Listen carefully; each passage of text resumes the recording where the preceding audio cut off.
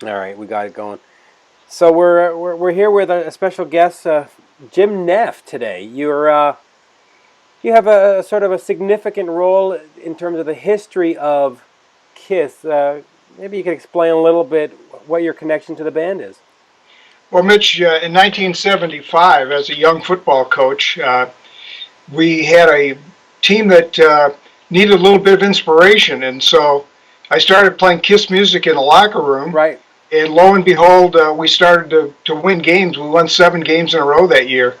So during that course of action, I sent a letter to Bill Aucoin at Rocksteady Promotions Now, and got the address right off the back of the album cover.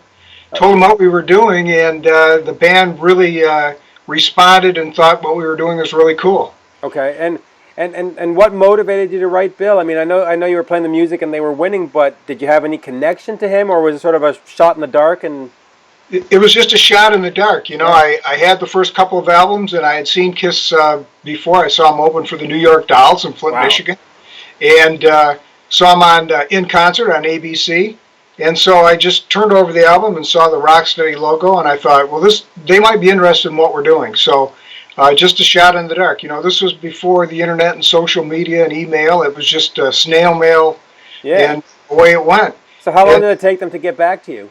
it was kind of interesting because within a couple of weeks, I was sitting in my easy chair in my house and watching some television, and I get a call about 8 o'clock at night, and it's Gene and Paul. They're backstage at a show. They're ready to go on, and they're excited about what we were doing, and so it was within a couple of weeks that actually the band called me. Wow. Now let's contextualize it a bit here.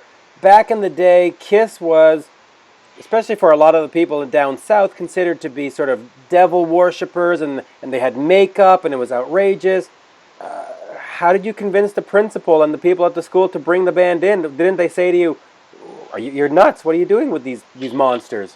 Well, that was kind of the thing that happened over time. Right. We played the music. There's a saying in football: "Keep it simple, stupid, Kiss." Right. So it worked really great.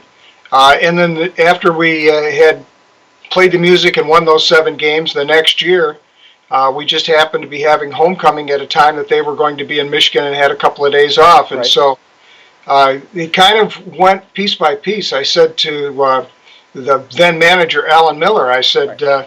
Alan, my brother has a rock and roll band. What if he could bring in a few pieces of equipment? You think they might appear at the pep assembly and play a song or two? And he said, well, I don't think that they want to play with someone else's equipment. And he got back to me later in the day and said, what if we bring the whole show to Cadillac? Wow. So, it was one of those deals where I knew what the band was like.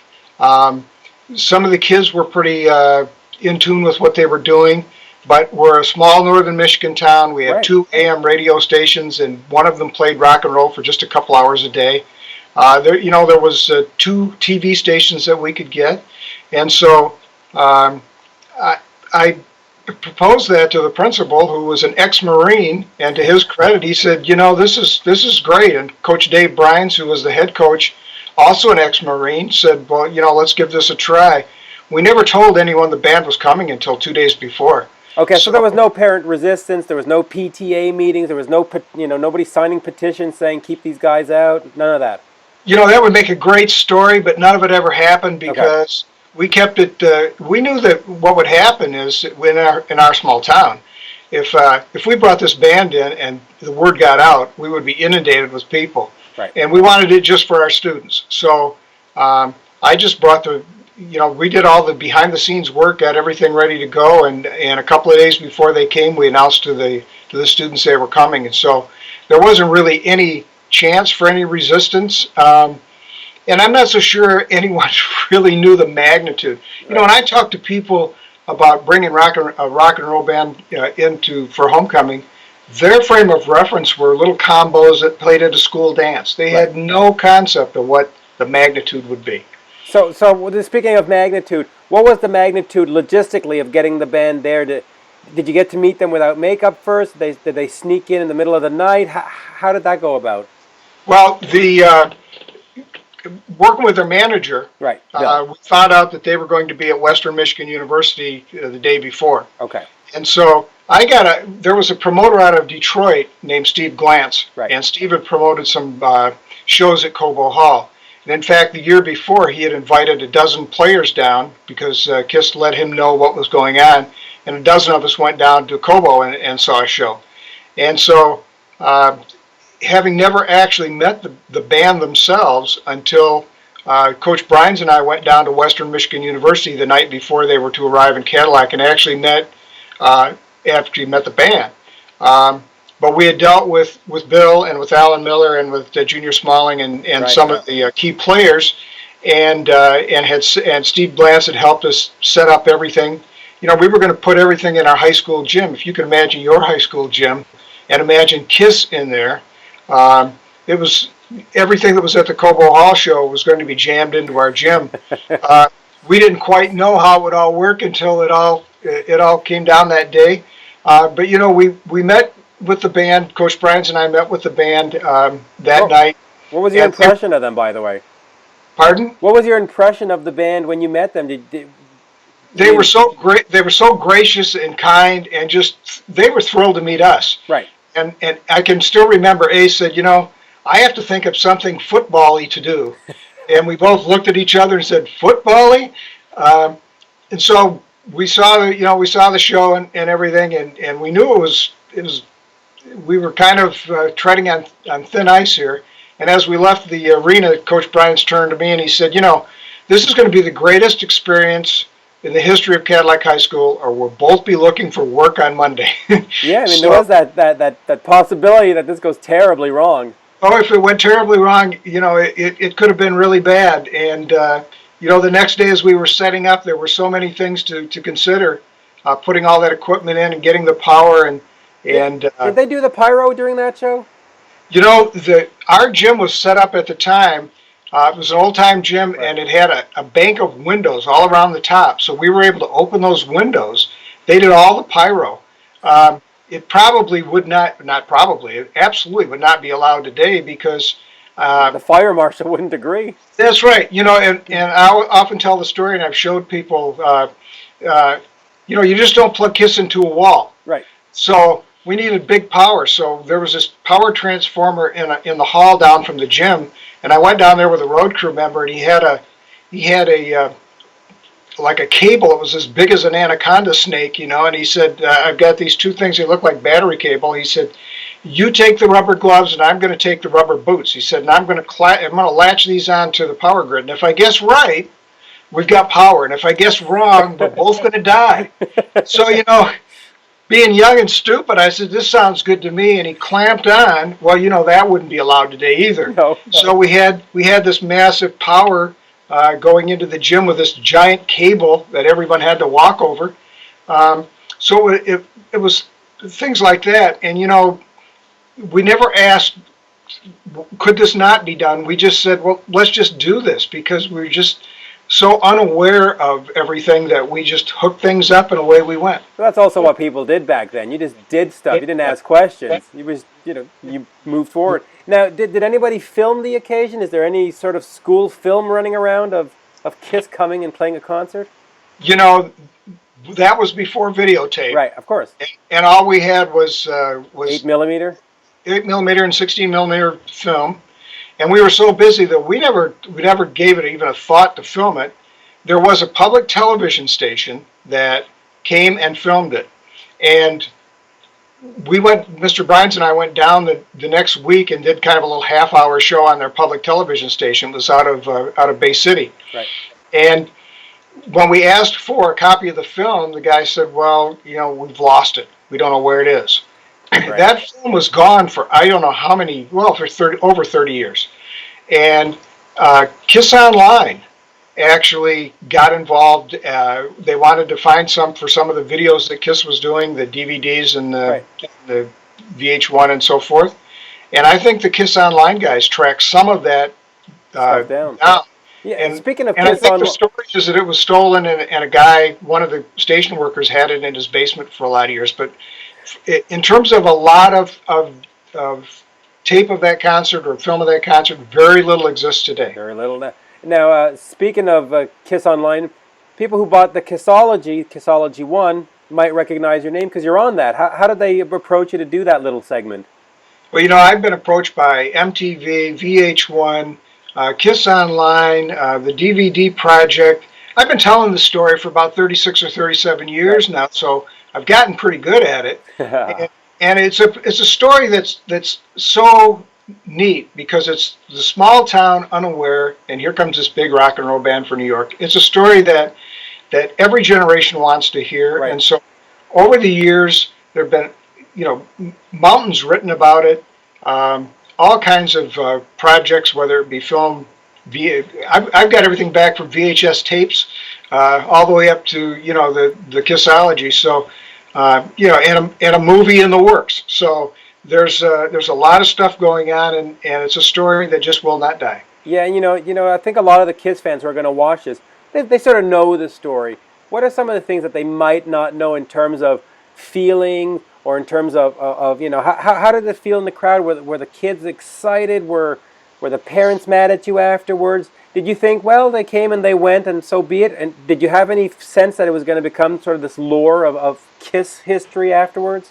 We didn't at the time, but now looking back, every not a month goes by when someone doesn't mention the story to me. Right. I ski with guys that are now 70 and 75 years old, and they recall taking their kids to the show.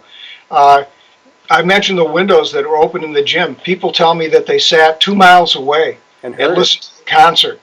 The Kiss Snowstorm, I'm told, was developed in Cadillac, and the way that came about was we had to take all the ambulances off the road to use their compressed air.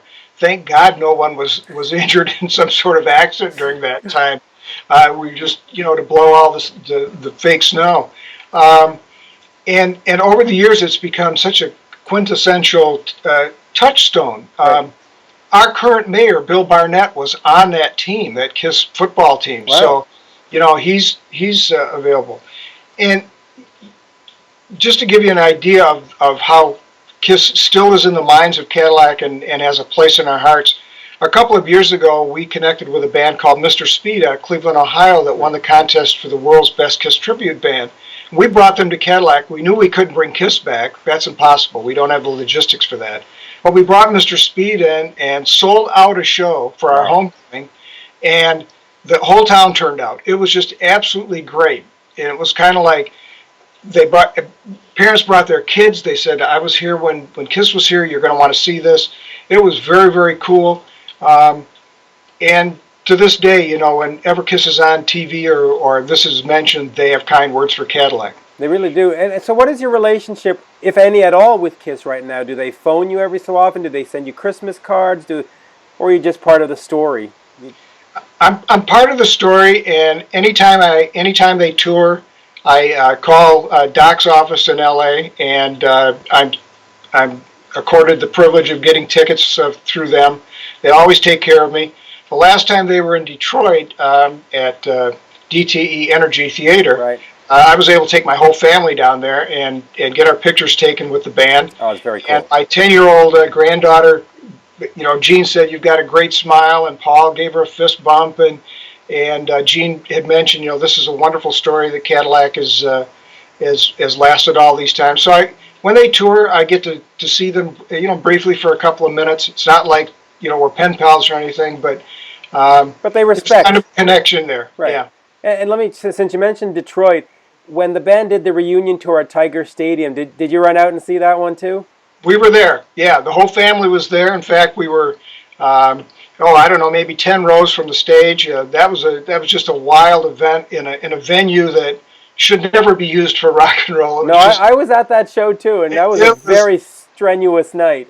Yeah, it was kind of strange. We've seen them in a lot of venues. Michigan has a lot of great places, the Palace and DTE, and Right. and a great arena, Van Andel down in Grand Rapids, which is a nice small one. So we've seen them in a lot of venues. But that Tiger Stadium show was just absolutely crazy. Yeah, it was. First of all, I think it was 103 degrees, and the band didn't come on till like 10 or 10:30. It was. Yeah. it was an event. And again, have you remained a Kiss fan musically? I mean, do you still buy their albums or listen to their albums, or did it somewhere along the line you just went, okay, it's done? You know what? I grew up in Flint, Michigan, Right.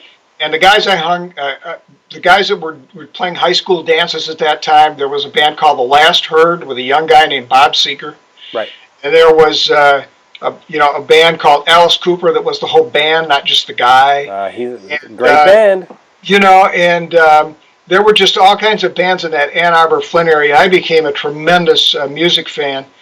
Even played in a band for a little while. We were loud but not very good. It was called the Double Yellow Line, which incidentally opened for Kiss and Cadillac. Wow. What was left of, I wasn't a member then, but my brother still was.